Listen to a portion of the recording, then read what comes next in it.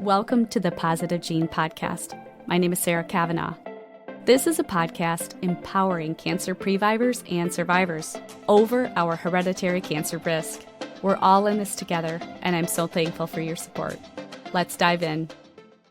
Before we begin today's conversation, I want to offer a gentle note for listeners. In this episode, we will talk about the loss of a young life due to cancer. These stories can be difficult, especially for families navigating hereditary cancer risk. And at the same time, awareness is powerful. Even if you carry a Lynch syndrome mutation or another genetic predisposition, it does not mean you will develop cancer. Many people live long and healthy lives because of screening, prevention, and early detection. Today's conversation is about honoring one life while helping others gain knowledge that can save their own. Well, welcome back to the Positive Gene Podcast, where we will explore science, stories, and support the people that navigate hereditary cancer risk with knowledge and resilience. Today's episode is a deeply personal and powerful conversation. I am joined by Joan Rush, co-founder of the Jacqueline Rush Foundation, an organization created after the loss of Joan and her husband Alan's daughter, Jacqueline. Jacqueline was diagnosed with colorectal cancer at the age of 20 after experiencing symptoms for several years that were repeatedly dismissed. By the time a colonoscopy was finally performed, she had stage 3 cancer. And during her treatment, Jacqueline and her family learned the underlying cause was Lynch syndrome, an inherited genetic condition that significantly increases the risk of several cancers. Now, Jacqueline fought with incredible determination. She completed college. She began her career while continuing treatment. Sadly, in March of 2014, Jacqueline passed away at the age of 23. In the years since, Joan and her family have worked to turn that grief into advocacy through the Jacqueline Rush Foundation, raising awareness about Lynch syndrome and the importance of recognizing symptoms and genetic risk earlier. Now, as a mother myself and someone living with Lynch, this conversation carries a particular weight, as you can imagine. Like many parents navigating hereditary cancer risk, I sometimes think about what the future may hold for my own children. Stories like Jacqueline's remind us why awareness matters. So, Joan, I want to thank you for being here and for sharing Jacqueline's story with us today. Thank you so much, Sarah, for having me on. Now, before we talk about Jacqueline's diagnosis, can you tell us a bit about who Jacqueline was as a person and what made her special? Of course, I'm biased. A lot of these things that I feel about Jacqueline, other people and her good friends have also said. She was kind, determined, a loyal and honest friend. She really understood the true meaning of friendship. She would do anything for the people she loved. She was wise beyond her years. I always say that she taught us more about how to live life than we ever could have taught her. She was the best listener. She gave the best advice. One of the examples of that is when she first got diagnosed, she said to me, "Mom, you have to stop being so sad." And I said, "Well, your friends are distracting you. They were taking her to the movies and all kinds of things." My friends were very supportive too, but more in the way that they wanted information. And she said to me, "Mom, just tell them what you need." I guess I could do that. She made a difference really in the life she touched while she was here. She just really was a great person. She was very, like you said, very determined. She had a lot of really good friends. She had loved to play the piano. She loved to dance. She loved to cook. She just was my best friend. Yeah. Sounds like an amazing person. So she began experiencing symptoms as a teenager. And so looking back now, what was happening during those early years before her diagnosis? Yeah, so when she was around 16, she really had classic colorectal cancer symptoms. She had rectal bleeding, abdominal pain. She was constipated. And, I was very worried about that. So I took her to a pediatrician who said, "It can't be colorectal cancer because you just don't get it at this age." And so, unfortunately, I believed her. I had never heard of anybody that young, and I didn't go to medical school. I thought it just must be something less serious. So her pediatrician ordered an abdominal ultrasound and blood tests, and those all came back normal. As she went through high school, by the time she got to college, her symptoms really got worse. So she ended up in the emergency room twice and followed up with a gastroenterologist. And he said, try a dairy-free diet, try a gluten-free diet. At one point, I went back to, she was in San Diego in college. And so I went down there with her to her appointment and said, don't you think we need to do a colonoscopy? They had discussed doing it after her winter break. This was probably in December. But when she came home for Christmas, I knew she couldn't actually call her dad's gastroenterologist, and he got her in the next day. And that's when we found out. So she was just 20 years old then at that point. And what do you remember about that moment? Oh, it's horrible. So the gastroenterologist, when I finally saw him to get the result, he just said to me, she has cancer and it's big. He said, I did a biopsy, but I can just tell it's cancer. 2 hours later, we were in an oncologist's office, and this was 2 days before Christmas. And so the whole thing was so surreal. I mean, I was shocked, but I also wasn't surprised because these symptoms had gone on for so long. And, when we all got to the oncologist, well, before we got to the oncologist's office, when the doctor told her, I didn't even know what questions to ask. And so Jacqueline said to the doctor, am I going to die? And that was a question that I was too afraid to ask. And then, like I said, 2 hours later, we're talking to the oncologist. I have no clue what he said. And she had, I think on Christmas Eve, she had a PET scan, and that's when they staged it. Mm-hmm. I can't imagine, Joan. That had to have been the most difficult thing to just sit through that conversation. And I understand how you wouldn't have any words or even know what to ask. I mean, like you said, you were not surprised because of the symptoms, but because of how young she was. So Jacqueline went through pretty extensive treatment. And I don't know then if at that point, when she started her treatment, she didn't know she had Lynch at that point, right? That's correct.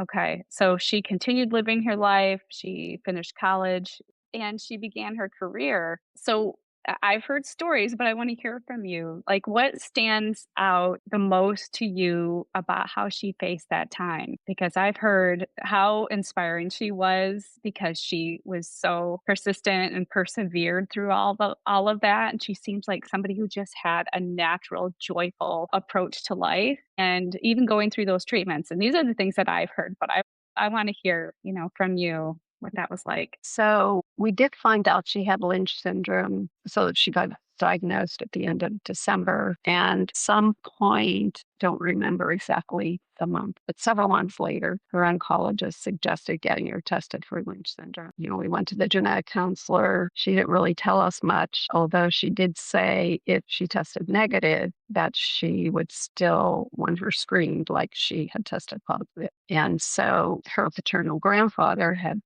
died of colorectal cancer, which I also had told her pediatrician. And so they tested her dad, Alan, and he tested positive. At that time, the treatment so she had rectal cancer. She was diagnosed with stage 3 rectal cancer. At that time, the treatment for that was 24/7 chemo for 6 weeks, along with radiation, then 8 regular chemo treatments and surgery in the middle of that. She had like a 10-hour surgery. And then, so she had 4 chemo treatments before the surgery, then 4 treatments after. And her goal was to study abroad in Spain. And so she had her last surgery in August, and we went for the follow-up appointment with the colorectal surgeon. And she said, well, I'm leaving in September to study abroad in Spain. And he's like, you can't go.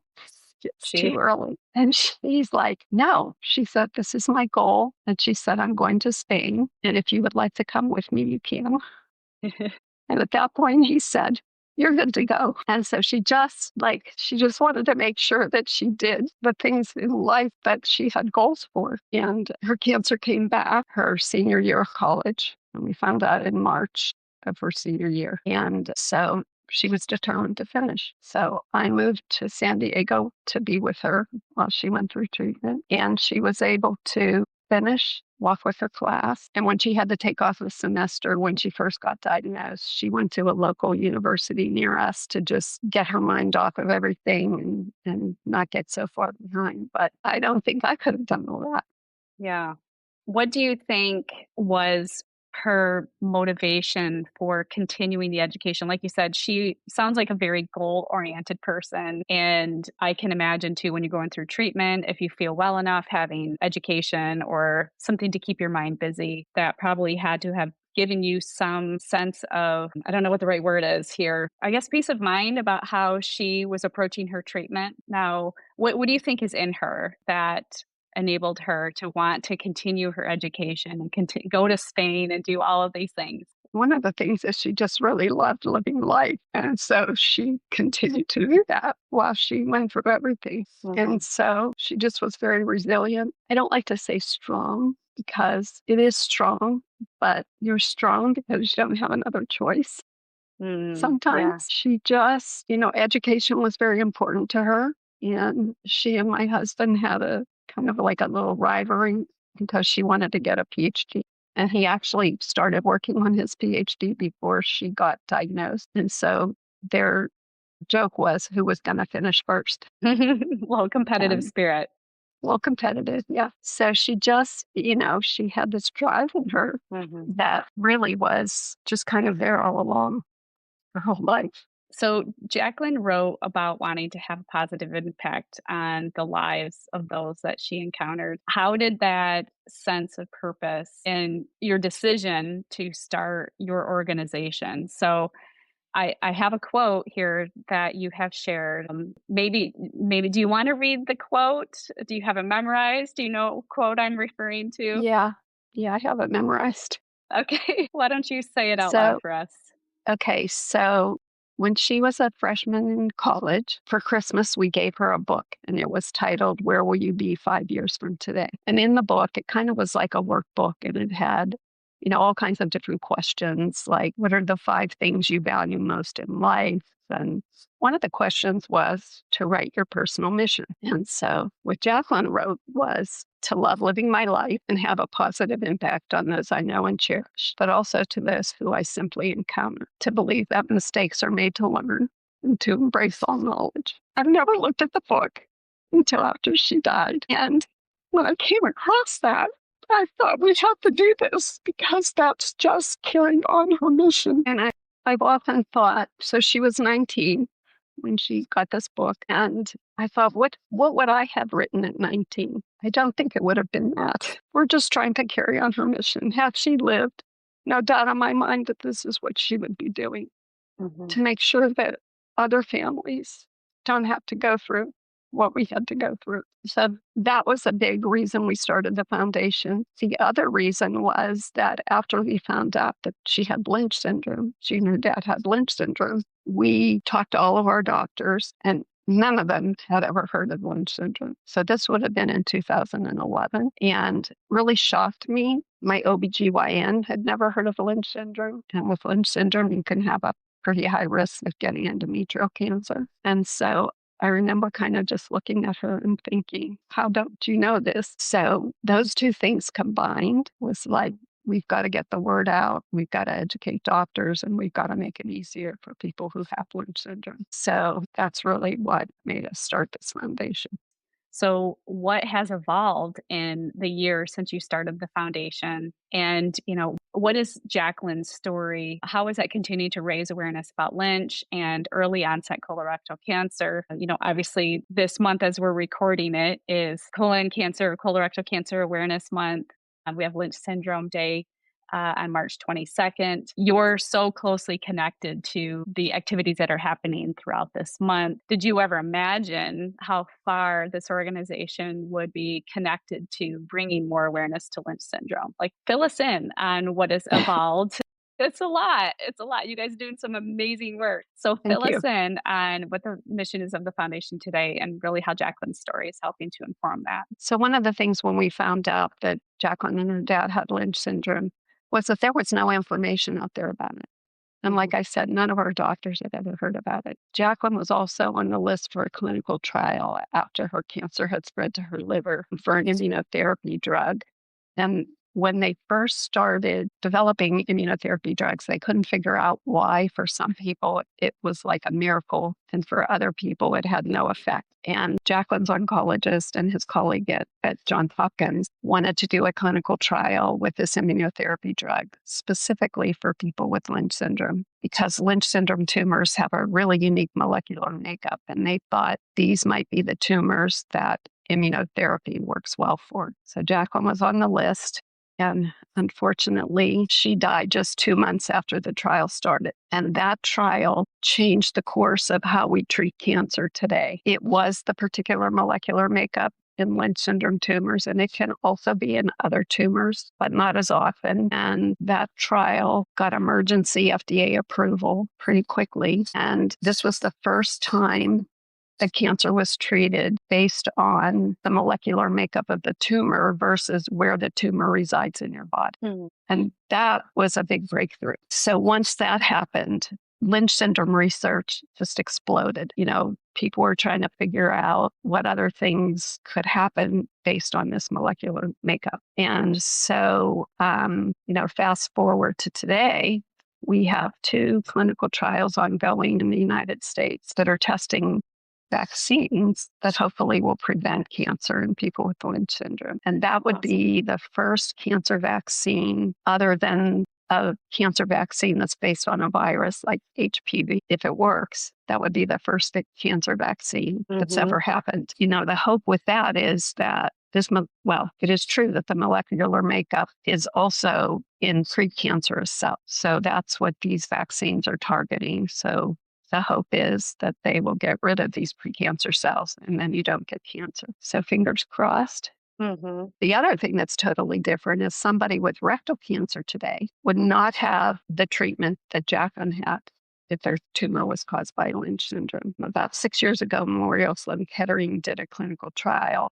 with stage 2 and 3 rectal cancer patients who had this particular molecular makeup, which is called microsatellite instability mismatch repair deficiency. And they thought, what if we give people with this molecular makeup in their tumor immunotherapy first as the first line of treatment, without chemo, without radiation, without surgery? And the initial trial was small. There were about 18 people, I think, in the trial. All of them had a 100 complete response to the treatment, and their tumors just disappeared. And it's around 6 years later, and they're still cancer-free. So they had no chemo, no surgery, no radiation, no fertility issues from the radiation. And so it was like a miracle.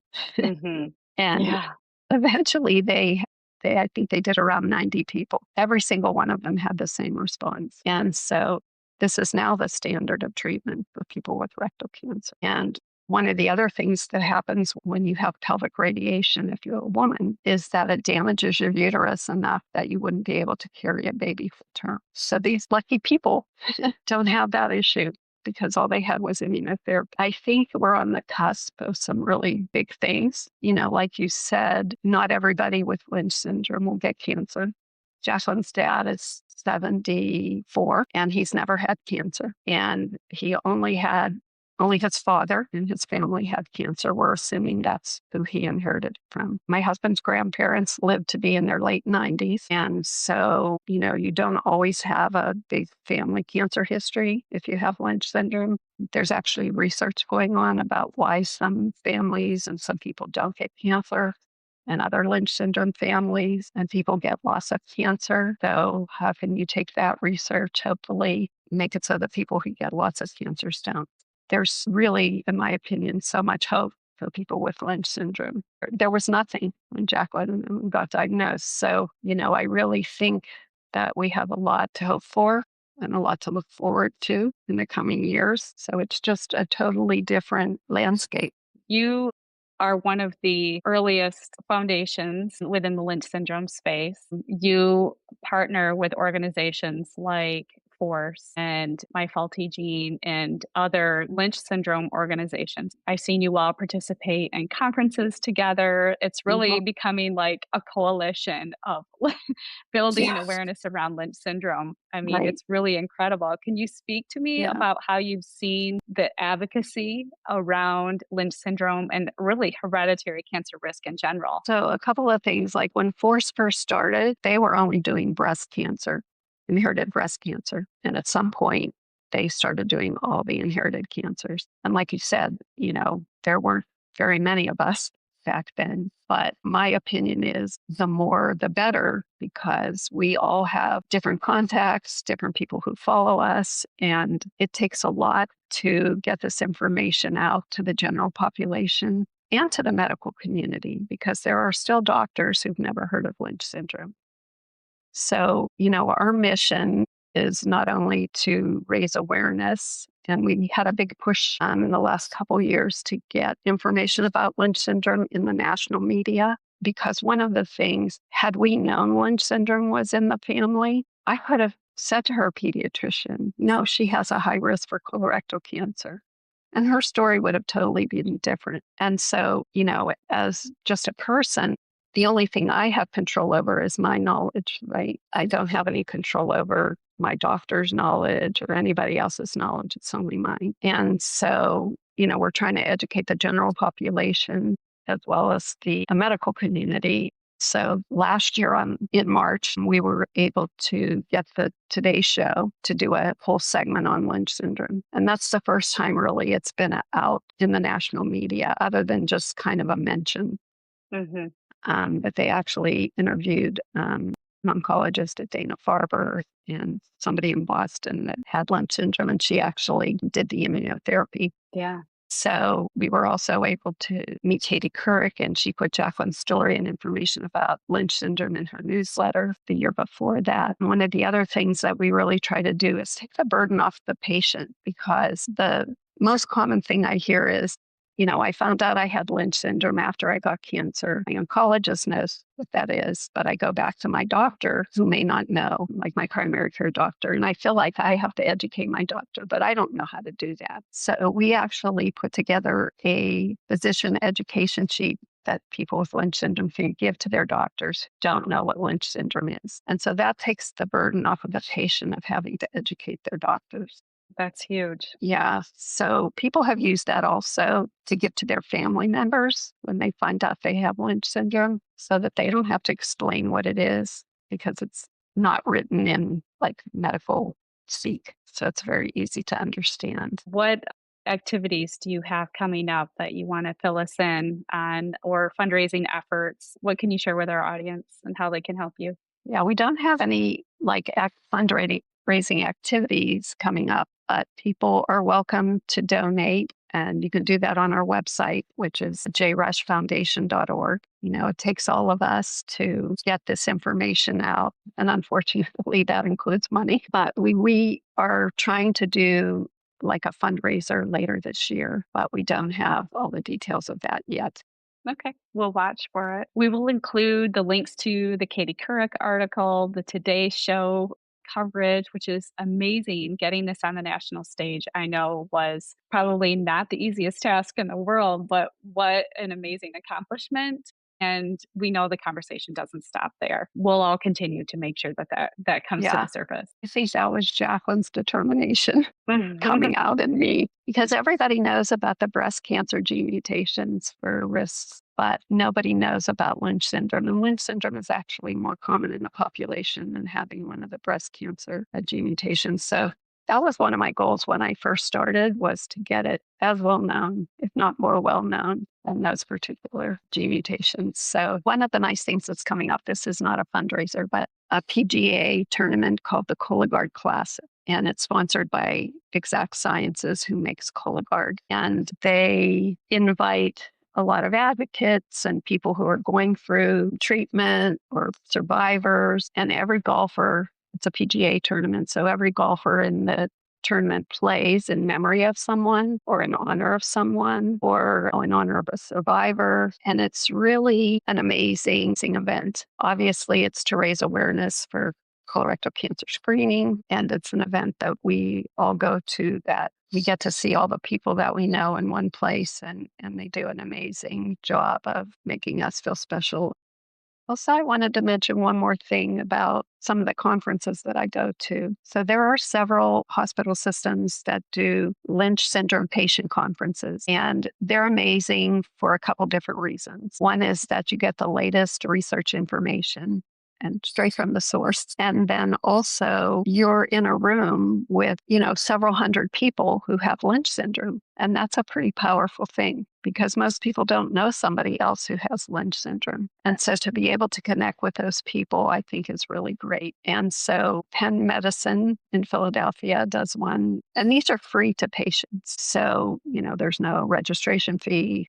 or anything. And then Dana-Farber, and both of those conferences, they have a virtual part 2. So if you couldn't go there, you can also tune in. And then the other group that has one is the University of Colorado's Cancer Center. Theirs is every 2 years. The other ones are yearly. And we're trying to get one on the West Coast because the other 2 are on the East Coast. And then University of Colorado is in Denver. But those are really, really helpful for people with Lynch syndrome. And I think it gives people a lot of hope when they hear all the research that's out there. Yeah, for sure. I mean, we always say that knowledge is power. The more you can learn about what's happening and then to see the progress just in the few years that I've been in this advocacy space, it's just incredible what is continuing to be improved upon in terms of communication, building more awareness, not just on the patient side, but on the physician side. I know there's a lot of work within all of the Lynch syndrome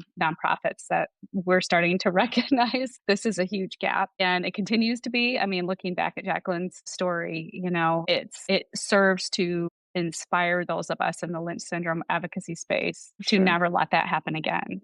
Right? I have the bracelets with me that you made for the last conference we were at. I'm wearing them now. And yeah, they mentioned Jacqueline Rush Foundation.org, and just serving as a reminder of what we can do to ensure we stay ahead of our risk. So I guess that would be a good time for me to ask you, when people hear Jacqueline's story, clearly it's made an impression on me. You and Alan, meeting you both and hearing Jacqueline's story and getting to know her was very meaningful for me. I feel like Jacqueline and I would have been friends. Absolutely. I just feel like there's Absolutely. something really special meeting the two of you and hearing her story. And I feel like Definitely. we would have been fast friends for sure. Yeah. And so I would like to know, if you were to share with our audience, when they hear her story, what the families, the young adults, maybe the physicians that are listening to this episode, what do you hope they take away from this today? Well, I think one of the things that I always say is I think it's Jacqueline who's really driving this, right? Her story is very powerful. And like you, it has a big effect on a lot of people. And I think even though she's not physically here, her story is making a big difference. And so I think that part of the drive that she has, I sort of adopted. And so I'm just determined to help people not have the same story our family has. Like you said, knowledge is powerful. And had we had that knowledge, no doubt in my mind that Jacqueline would still be here today. And so trying to give people the opportunity to have a different story. One of the things that I always say is I know that Lynch syndrome is scary when you hear about it, because I remember being scared when we found out, but had we had that knowledge, she would still be here. And one of the things I always say is that knowing you have Lynch syndrome changes everything. It gives you the opportunity to change your genetic destiny instead of leaving it up to fate. And the key to preventing cancer or catching it early is knowing what's in your genes and what your cancer risks are. I truly believe that. Well, Joan, thank you so much for sharing Jacqueline's story and the work that the foundation is doing to help other families and to prevent other families from experiencing a loss or to have a better outcome, like you said. If you'd like to learn more about the Jacqueline Rush Foundation and the work they're doing to raise awareness about Lynch syndrome, you can find the links in today's show notes. So, Joan, thank you again for being here. I appreciate all the work that you and Alan are doing for our community. And I wish you all the best. And I will do everything I can in my mission to help bring awareness to Lynch, to help amplify your message as well. Thank you so much, Sarah. And thank you for having me on. I really appreciate it. Absolutely. All right. Thanks for listening to the Positive Gene podcast. Until next time, remember, knowledge is power. Prevention is possible. And we'll see you next time. Thank you for spending time with me on the Positive Gene podcast. Your support means everything. If you found value in today's episode, I would be so grateful if you could take a moment to rate and review the podcast. It truly makes a difference. For an in-depth look and links to resources discussed today, check out the accompanying blog on my website at sarakavanaugh.com.